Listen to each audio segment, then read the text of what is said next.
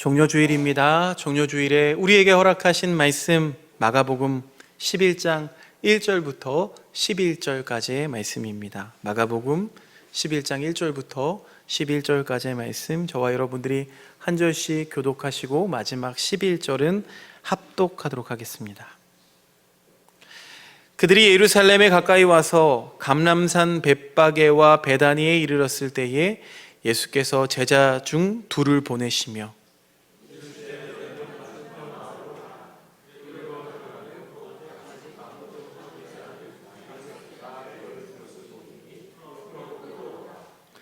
만일 누가 너희에게 왜 이렇게 하느냐 묻거든 주가 쓰시겠다 하라.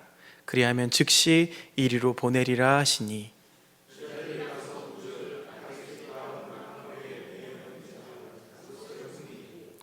거기 서 있는 사람 중 어떤 이들이 이르되 나귀 새끼를 풀어 무엇 하려느냐 하매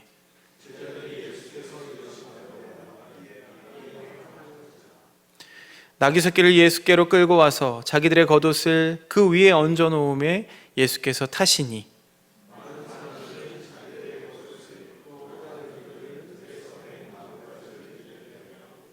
앞에서 가고 뒤에서 따르는 자들이 소리 지르되 호산나 찬송하리로다 주의 이름으로 오시는 이여.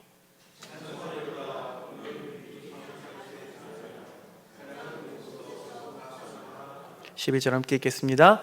예수께서 예루살렘에 이르러 성전에 들어가사 모든 것을 둘러보시고 때가 이미 저물매 12 제자를 데리시고 베다니에 나가시니라. 아멘. 우리의 왕 되신 주님, 우리의 구원자 되신 주님을 찬양합니다. 오래된 교회의 관례를 보면 오늘 우리에게 허락한 이 시간 종려주일에는 아이들에게 견신예, 우리가 잘 알고 있는 입교식입니다. 이 견신예를 베풀던 전통이 있습니다. 유아 세례를 받았던 아이들이 자라나서 일정한 신앙의 훈련 과정을 다 마친 다음에 교회 공동체 앞에서 성인으로 인정받는 날입니다. 1980년 이전의 유럽의 교회에서는 아들이나 딸, 우리 자녀들이 견신을 받게 되면 꼭 시계를 선물했다고 해요. 시계를 선물하는 것이 무슨 의미가 있느냐? 이전과는 다른 새로운 시간을 살라는 의미가 이 시계에 담겨 있다고 합니다.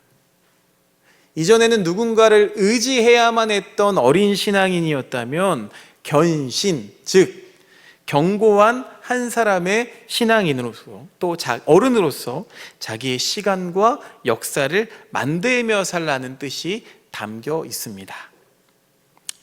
성경에서 말하는 종려주일은 어떤 의미를 가지고 있을까요?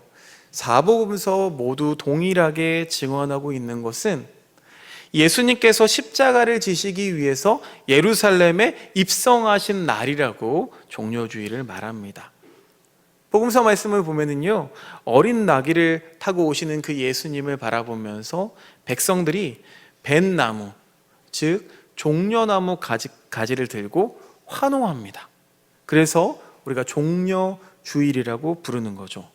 이 날로부터 고난주간이 시작됩니다. 이 종려주일과 관련된 복음서 말씀을 묵상해 보면 주님께서 우리에게 보여주신 모습을 한 단어로 어떻게 표현할 수 있을까 했을 때 우리는 먼저 겸손이라는 단어를 먼저 떠올릴 수가 있습니다. 온 세상을 구원하시기 위해서 예루살렘에 오신 메시아. 이 메시아라면 최소한 겉모습만이라도 막 폼나게 백마 정도는 타고 와야 하겠건만 우리 주님께서는 농부들이나 타고 다녔던 나귀, 그것도 모자라 어린 나귀와 함께 예루살렘에 들어오셨습니다. 제가 전에 섬기던 교회에서 예배 기획을 담당했었는데 성탄절날 어떤 예배 기획을 하면 좋을까 생각하다가 나귀 한 마리를 전라도에서 빌려왔습니다. 차를 타고 1박 2일로 나귀를 빌려서, 그것도 어린 나귀였어요. 그분의 말에 의하면 예루살렘에 오르실 때 예수님이 타셨던 그 품종과 같습니다 하셨습니다. 그래서 저희는 마리아 여인 역할을 했던 자매를 태우고 이렇게 본당 안으로 나귀가 들어가는 연극을 했었습니다. 아무도 나귀인지 모르고 그냥 로봇이거나 그런 줄 알고 다들 신기해만 하다 끝났던 기억이 있습니다. 근데 이 어린 나귀에 자매를 태웠는데도 어린 나귀가 뒤뚱뒤뚱 하더라고요. 적어도 나는 저기에는 못하겠다 싶었어요. 아무튼 그렇게 뒤뚱뒤뚱.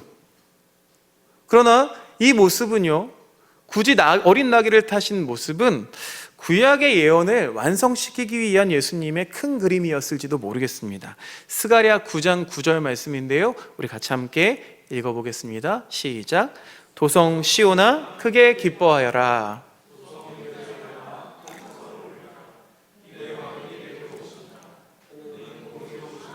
구원을 베푸시는 왕이시다. 그는 온순하셔서 나귀 곧 나귀 새끼인 어린 나귀를 타고 오신다. 이렇게 구약에 예언되었던 그분이, 그 메시아가 지금 여기 나귀를 탄 겸손한 모습으로 우리 앞에 오셨습니다.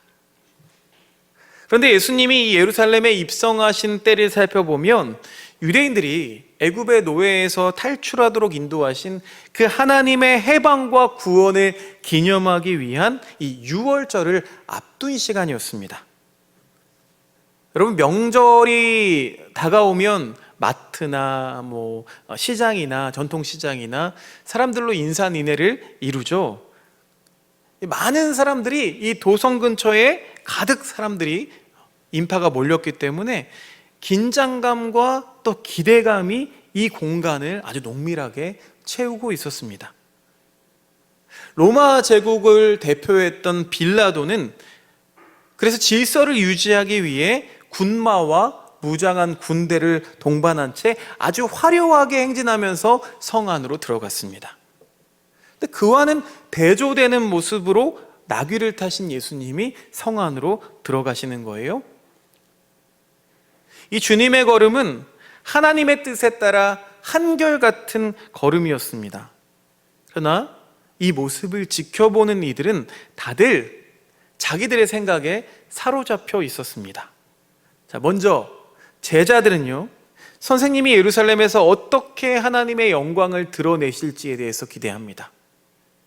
병을 고치시고 많은 기적을 베푸신 것을 눈으로 목격했기 때문에 가서 이보다 더 큰 기적을 보여주지 않으실까라는 기대감이 있었어요. 또 한켠의 종교 지도자들은 유대인들의 반응을 살핍니다. 혹시나 자기들의 종교적인 권위가 흔들리지 않을까 하면서 긴장하며 주시합니다. 로마 군정은 이스라엘의 명절인 이 유월절에 혹여 소요 사태라도 발생하지 않을까 염려하면서 지켜봅니다. 예수님을 따르던 백성들도 각자마다 어떤 기대감에 부풀어 있습니다. 기대와 긴장감이 이 시간을 둘러싸고 있습니다. 백성들은 어린 나귀를 타고 오시는 예수님의 모습을 크게 개의치 않고 환호하는 모습을 보입니다. 자기들의 겉옷을 펼쳐서 마련하고 종려나무가지를 흔들면서 하나님의 승리를 선포하죠. 다윗의 자손으로 오시는 분이요 라는 환호는 분명 예수님이 메시아임을 뜻하는 말입니다. 주님의 이름으로 오시는 분이요 라는 고백도 이와 다르지 않습니다. 그들의 감격과 환호를 들어보면 우리가 지금 메시아를 맞이하고 있습니다 라는 것을 잘 드러내고 있습니다. 당장이라도 무슨 일이 일어날 것처럼 이 예루살렘 도성은 아주 들떠 있습니다. 그야말로 소동이 일어난 현장입니다. 우리말 성경에 겉옷으로 번역된 단어는 히브리 성경에는 여러 용어가 쓰입니다. 케수트, 심나, 메일, 아데레트, 다양한 단어로 등장하는데 각각의 조금씩 차이들이 있지만 이 단어들이 모두 이 겉옷이라는 한 개의 단어로 번역되어도 무방하기 때문에 우리말 성경은 겉옷이라고 번역하고 있습니다. 이 단어들이 모두 이 옷 중에서 가장 바깥에 걸치고 또 덮는 옷이라는 표현이 나와 있어요. 여러분, 옷이라면 원래 입는다라고 표현해야 되는데 이들의 겉옷은 덮는다라고 표현하는 게 더 어울립니다. 겉옷은 세마포로 만든 속옷과는 달리 주로 양털로 만들었습니다. 속옷은 소매가 길지만 겉옷은 소매가 없거나 있다고 해도 무척 짧습니다. 그런데 그 시대의 사람들은 대부분 한 벌의 겉옷만을 가지고 있었습니다. 지금 말로 하면 모두 다 단벌 신사, 단벌 숙녀였죠. 제 아무리 가난한 사람이라고 해도 이 최후의 수단으로 이 겉옷을 전당 잡혀서 돈을 빌릴 수가 있었다고 해요. 겉옷 자체가 뭐 비싼 옷감으로 만들어졌기 때문이 아니라 겉옷에 여자분들 하시는 쇼를 생각하시면 좋을 것 같아요. 겉옷 내 끄트머리에 달려있는 술, 이 술 때문에 생긴 풍습이라고 해요. 이 겉옷 네개투기의 술의 모습이 사람마다 그리고 또 뭐 계급마다 모두 달랐다고 합니다. 그래서 이 술의 매듭을 진흙 토판에 찍어서 자국을 남긴 후에 돈과 양식을 빌릴 수가 있었다고 합니다. 오늘날 우리가 사용하고 있는 뭐 크레딧 카드나 또 인감 도장 같은 역할을 이 겉옷이 했다는 거죠. 자, 잉여물들을 막 쌓아두고 사는 현대 사회와는 달리 예수님이 살아가던 시대, 이 성서 시대에는 모든 재화와 상품이 한정되어 있었고 대부분의 사람들이 부족함 가운데 살아야만 했습니다. 우리나라도 불과 한 40년, 50년 전만 거슬러 올라가면 보릿고개가 있었잖아요. 이 보릿고개와 같은 힘든 시기를 넘기기 위해서 겉옷을 전당 잡히는 거예요. 그런데 이 율법에 보면 전당을 잡혔다 할지라도 해가 지기 전에는 반드시 돌려주어라 라고 명령하고 있습니다. 출애굽기 22장 26절부터 27절까지의 말씀 함께 읽어보겠습니다. 시작. 내가 만일 이웃의 옷을 전당 잡거든 유일한 옷이라 그것이 그의 알몸을 가릴 옷인즉 그가 무엇을 입고 자겠느냐. 그가 내게 부르짖으면 내가 들으리니 나는 자비로운 자임이니라. 이 겉옷이 또 다른 역할을 한다는 걸 알 수 있죠. 밤에는 덮고 자는 이불 역할을 하기 때문에 이 이불이 없으면 자칫 목숨을 잃을 수도 있기 때문입니다. 그러나 이 율법이 제대로 지켜졌을 리는 만무하겠죠. 자, 이런 겉옷을, 이렇게 소중한 겉옷을 예수님이 입성하시는 순간 바닥에 펼치는 백성들의 모습을 한번 상상해 보겠습니다. 예전에는요, 이 말씀을 볼 때 자신이 가지고 있는 최고의 것을 메시아이신 예수님 앞에 드리는구나.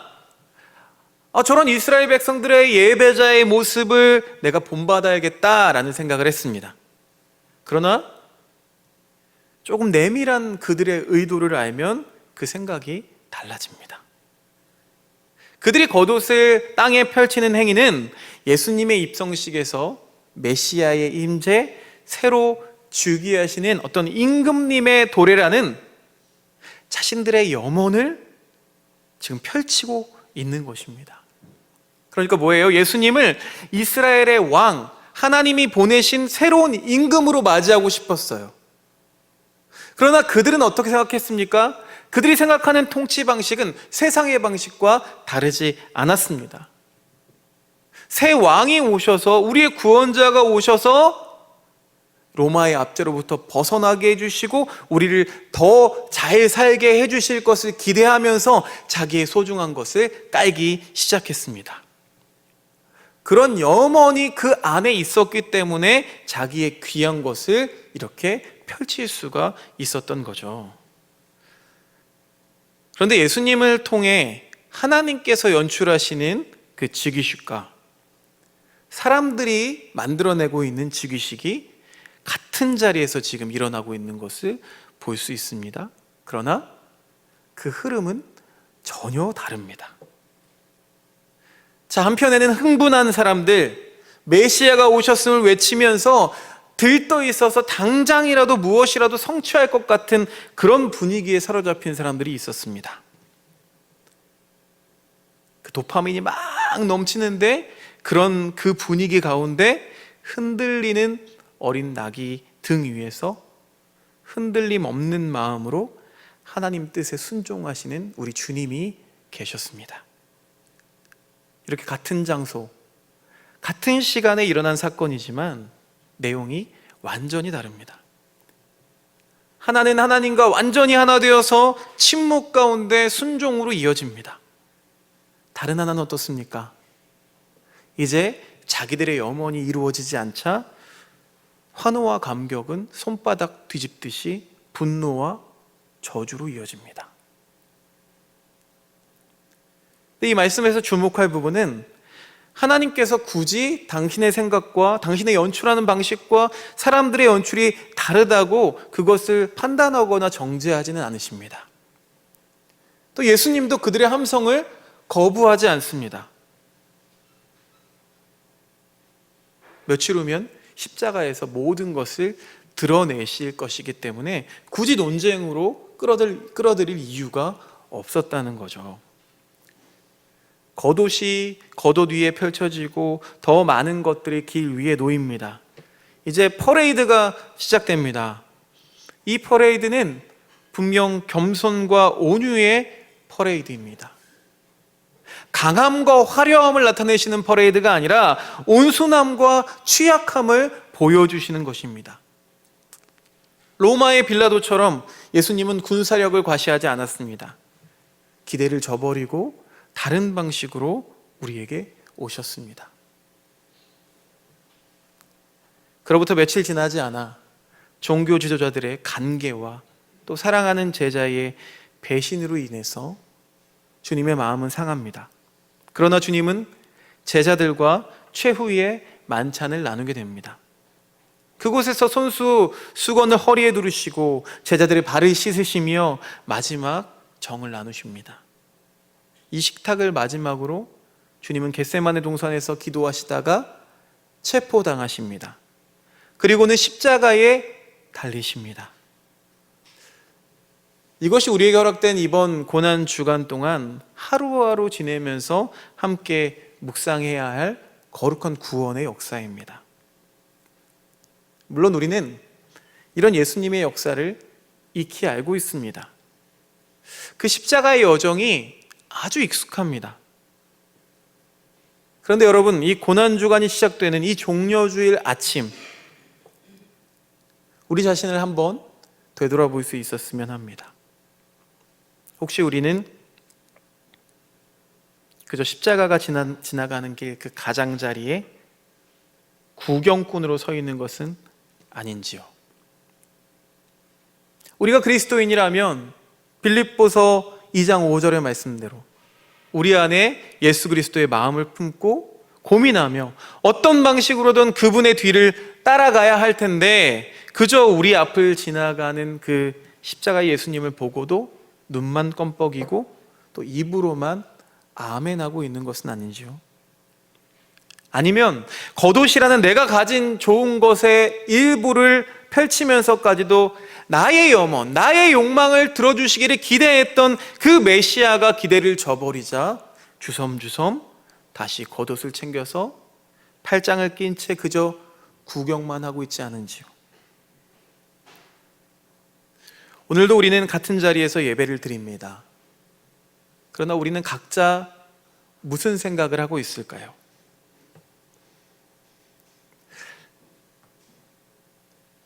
랍비들에게 전해진 말이 있다고 합니다. 이전의 사람들은 하나님과 얼굴을 맞대고 웃고 떠들면서 대화할 수 있었지만 지금은 하나님의 얼굴을 볼 수 없게 되었다고 합니다. 왜 더 이상 하나님의 얼굴을 볼 수 없게 되었을까요? 하는 질문에 랍비들은 이렇게 대답한다고 합니다. 아무도 깊게 허리를 숙이지 않았기 때문이다.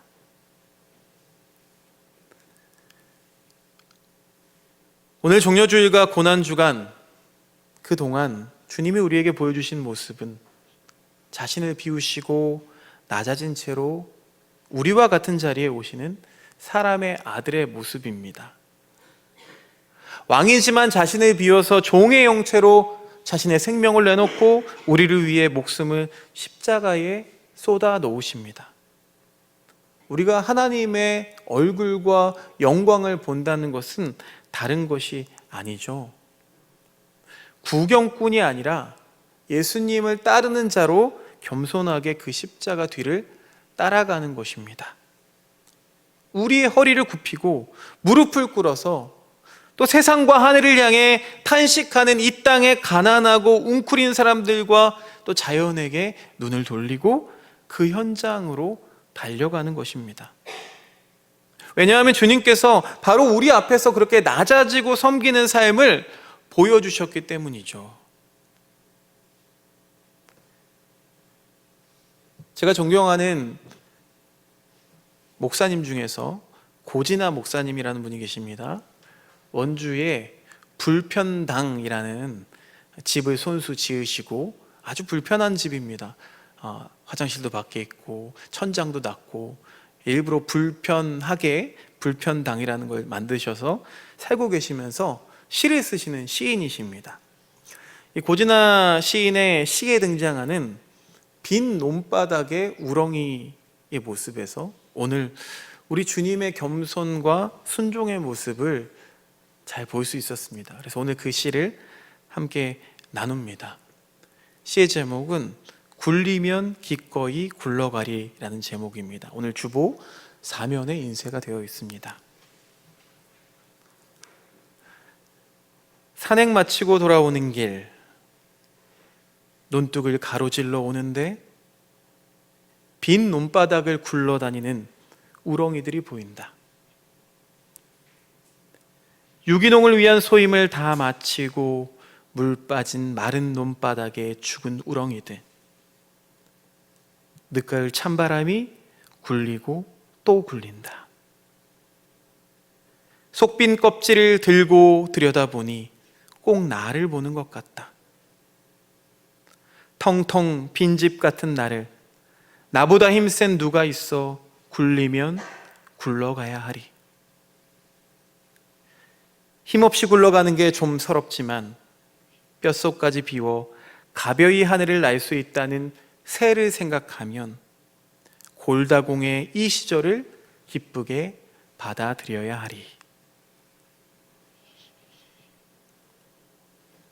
화려하고 강력한 군사를 거느린 행렬을 따를 것인지 초라한 어린 나귀를 타고 오신 예수님의 행렬을 따를 것인지 그 선택에 따라 우리의 삶의 운명은 달라질 것입니다. 사랑하는 여러분, 오늘 우리 마음에 입성하신 하나님의 신적인 방문에 어떻게 응답하시겠습니까? 애석하게도 오늘 우리 예배 가운데, 우리 마음 가운데 입성하신 주님의 모습은 부스러질 것 같은, 깨질 것 같은 텅 빈 우렁이의 모습과도 같을지도 모르겠습니다.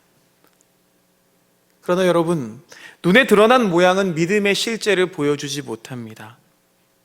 십자가에 가까이 가야만 비로소 믿음이 담고 있는 그 실상이 드러나기 마련이죠.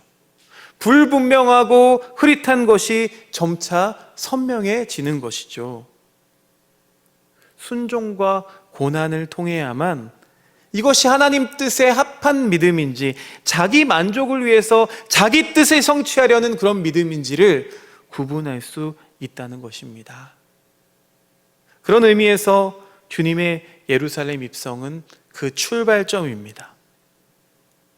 이 십자가 사건은요, 그분을 따르는 이들에게는 믿음의 신실함을 구별하는 시금석이 되기도 합니다. 십자가는 어떤 이에게는 하나님께로 도약하는 디딤돌이 되기도 합니다. 또한 어떤 이들에게는 걸림돌이 됩니다. 사랑하는 행복을 나누는 하나교회 교우 여러분, 한 주간 우리가 바라보며 묵상하는 십자가가 우리 모두에게 디딤돌이 되시기를 주님의 이름으로 간절히 축원드립니다. 함께 기도하겠습니다. 주님, 나귀에 오르셔서 백성들의 환호 소리에 흔들리지 않고 아버지 하나님의 뜻에 담긴 주님의 마음, 그 마음을 기억하기 원합니다. 우리가 주님을 예배할 때 하나님의 뜻을 이루는 주님을 찬양하게 하시고 우리도 그렇게 살 수 있도록 힘을 주옵소서. 찬양하다 원망하고 분노하는 이들을 용서하신 주님, 우리 삶 속에서 자주 그러는 우리를 긍휼히 여겨주시고 다시금 나를 따라오라 속삭여 주옵소서. 예수 그리스도의 이름으로 기도드리옵나이다. 아멘.